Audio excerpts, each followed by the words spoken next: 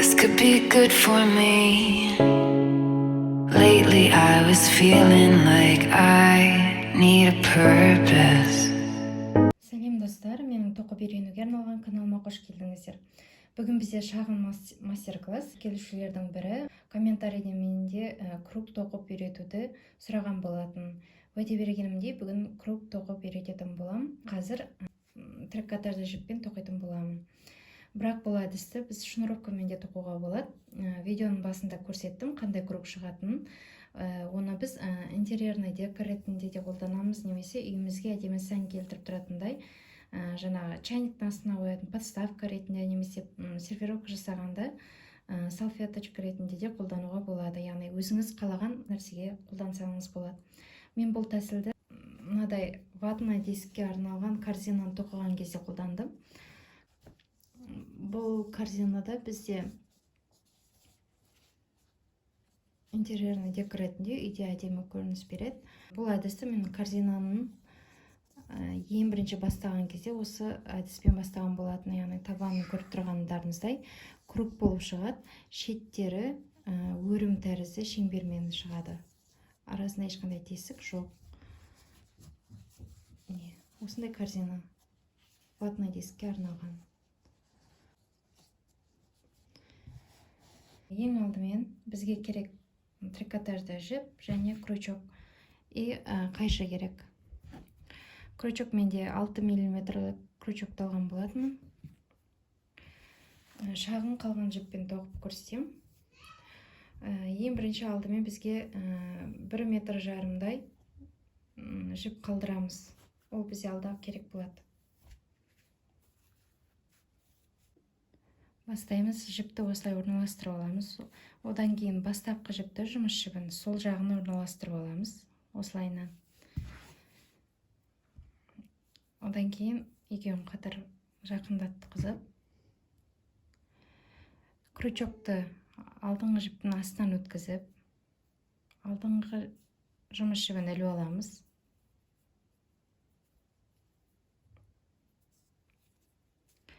Одан кейін осы жіптен бір ілмек тоқимыз бірден, осы жерден.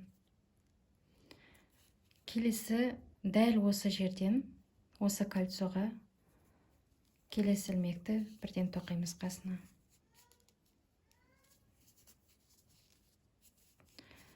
Осылайынан 5 столбик без накида тоқып шығамыз.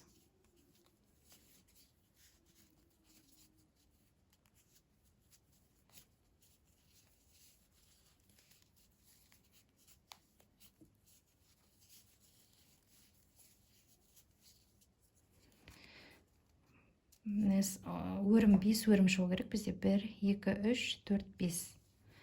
5 өрім шыққаннан кейін біз көмекші жіптен тартатын боламыз.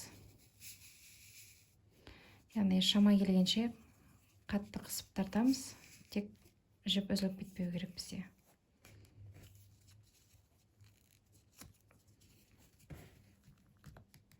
Бізде осындай круг шығады. Ортасында тесік қалмау керек. Одан кейін осы жұмыс жібін біз бекітеміз. Ол үшін соңғы бастапқы жұмыс жібін босатамыз. Соңғы воздушный петлядағы.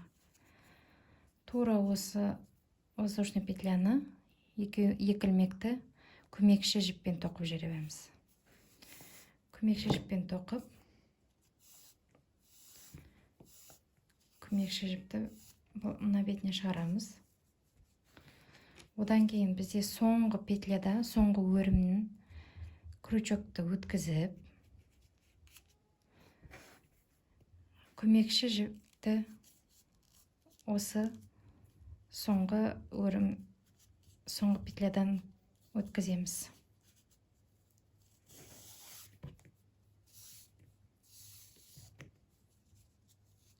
Енді қайтадан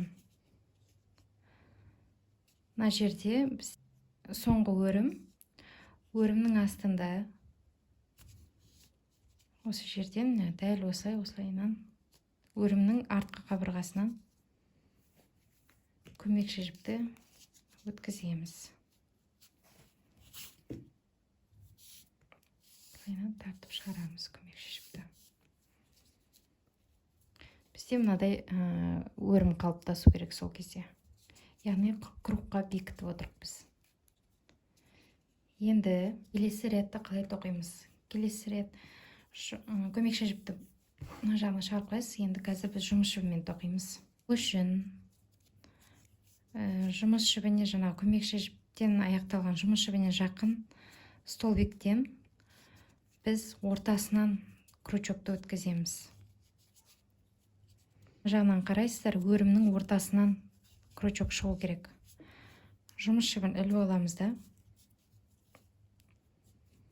тура ілмекті шығарып, бір ілмек тоқып жібереміз осы жерден. Тура осылай бір жерден екі ілмек алып шығарамыз.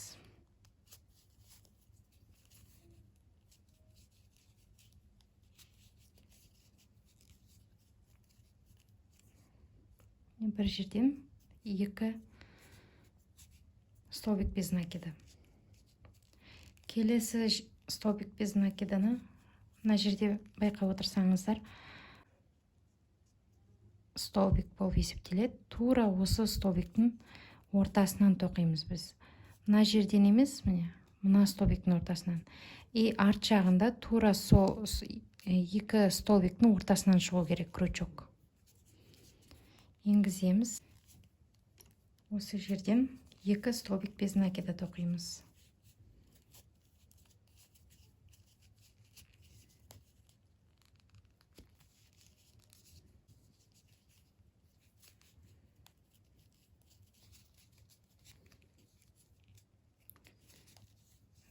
Бір жерден екі столбик без накида тоқыдық. Мына жерде де тура солай бір жерден екі столбик без накида тоқыдық біз.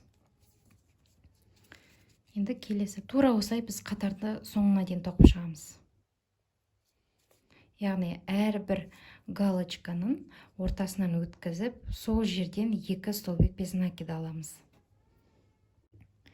Міне біз екінші қатардың соңына келдік. Енді осы жерде қалай бекітеміз? Тура жаңағы бірінші әдіс сияқты соңғы ілмекті босатамыз. Соңғы столбик без накидадан жұмыс жібін босатамыз. Екі ілмек крючокта қалады. Одан кейін көмекші жіпті аламыз. Көмекші жіптен тура столбик без накидадан тоқып жібереміз. Жаңағыдай. И тартып көмекші жіпті осы жерден шығарамыз біз. Одан кейін бастапқы жаңағы өрімнен астынан өткізіп крючокты, осы көмекші жіпті осы жерден өткіземіз.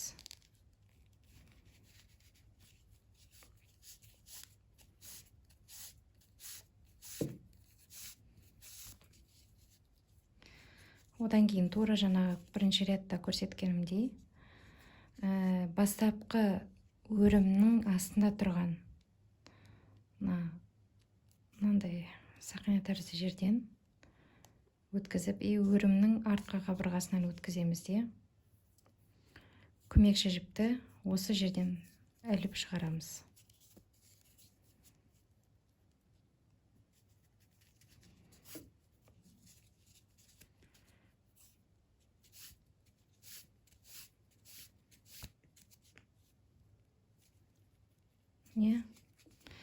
Бізде осындай өрім шығу керек тағы бір. Біз бірінші қатарда 5 рет жаңағы өріммен бірге 6 өрім шыққан болатын, ал екінші қатарда 12 өрім шығады бізде. Яғни 12 столбик без накида тоқимыз. Тура жаңағыдай әдіспен үшінші қатарды бастаймыз. Бұл қатарда яғни жаңағы белгілеп аламыз өзімізге. Мына жіпке жақын столбикті тауып аламыз. Мына осы бізге жақыны. Біз байқасаңыздар, мына жерде бір жерден біз екі столбик без накида алдық. Бірінші столбик без накиданың ортасынан крючокты өткіземіз. Крючокты өткізіп, жұмыс жібін іліп аламыз. Енді екінші қатарда біз кезектестіреміз. Бір жерден 2 столбик без накида, келесі столбиктен 1 столбик без накида. Одан кейін 2 столбик без накида, одан кейін 1 столбик без накида. Тура осы әдіспен алып отырамыз. Бірінші столбик без накида.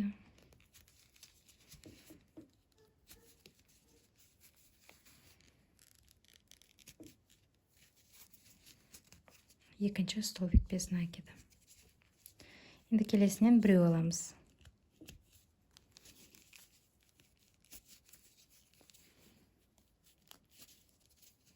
Бір столбик без накида. Одан кейін 2 столбик без накида тоқимыз. Көріп отырсыздар, иә? Галочканың ортасынан кіргіземіз крючок. Арт жағында тура солай галочканың ортасынан шығу керек бізде.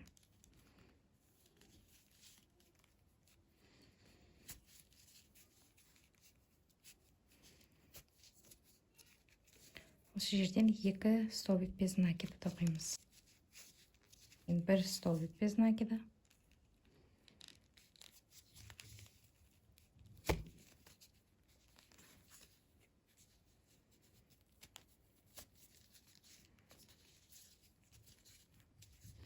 Одан кейін 2 столбик без накида.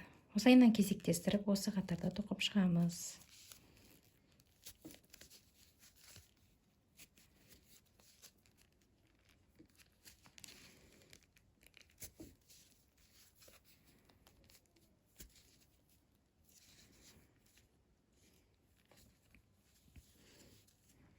Не осылайынан осы қатарда тоқып шығамыз. Круг қалыптасып, тура осылай қатардың соңында кездесетін боламыз. Біз үшінші қатардың соңына келдік. Тура екінші қатарда істеген жұмыс жібін босатамыз. Соңғы петлядан крючокта 2 ілмек қалады. 2 ілмекті көмекші жіппен тоқимыз. Одан кейін көмекші жіпті шығарамыз. Қайтадан соңғы өрімнен крючокты өткіземіз. Көмекші жіпті іліп, сол өрімнен шығарамыз.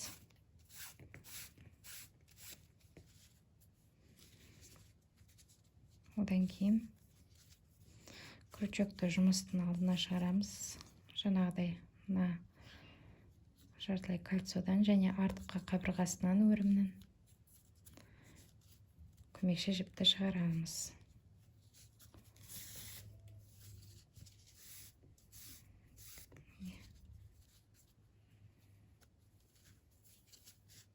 Тартамыз. Бізде осындай өрім шықты. Тура осылай 4-ші, 5-ші, 6-ші, яғни қанша қатар керек, қандай көлемде круг аласыздар, сондай көлемде круг шығарасыздар тоқып. Келесі ретті жаңағы алдыңдағы бастаған рет сияқты бастай береміз. Енді 4-ші ретті қалай тоқимыз? Біз жаңа 3-ші ретті бір жерден 2 столбик без накида алып, одан кейін келесі жерден 1 столбик без накида алдық. Одан кейін қайттан бір жерден 2 столбик без накида алдық. Енді 4-ші ретті біз 1 столбик без накиданың санын, яғни қатар өскен сайын бір санын қосып отырамыз. Яғни 2 столбик без накида, 1 столбик без накида, 1 столбик без накида. Одан кейін қайттан 2 столбик без накида. Яғни арасына 1 столбик без накидадан 2 рет қалдырып отырамыз. Одан кейінгі 5-ші ретті 2 столбик без накида, 1 столбик без накида, 1 столбик, яғни 3 болады арасы. Яғни қатар өскен сайын арасына 1 столбик без накида қосылып отырады. Жерден бізге жақын жер столбик. Жақын жердегі столбиктен бастаймыз, шығарамыз. Тоқып аламыз бұны. Тура осы жерден екінші столбик шығарамыз без накида. Енді біз бір жерден 2 столбик без накида тоқыдық. Енді 1 столбик без накиданы 2 рет тоқимыз. Жаңа алдыңғы қатарда 1 рет тоқыдық, енді 2 рет. Одан кейінгі қатарда 3 рет, одан кейін 4 рет. Осылайынан 1 столбик без накидадан қосып отырамыз. Келесі столбиктен 1 столбик без накида шығарамыз. бір столбик без накида.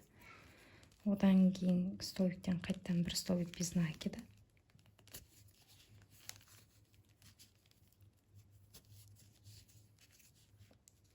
Одан кейін екі рет, екі столбик без накида бір жерден.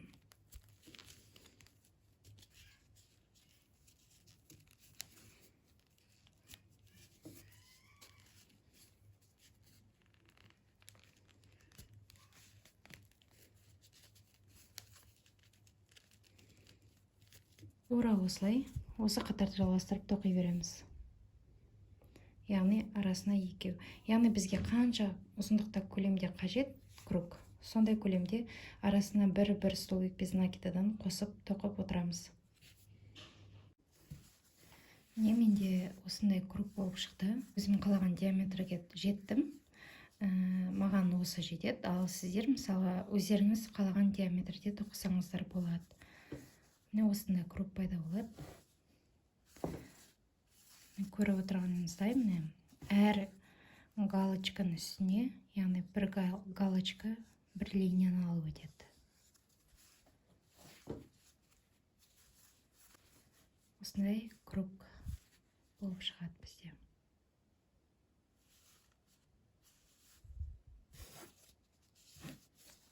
Артқы жағы осылай шығады.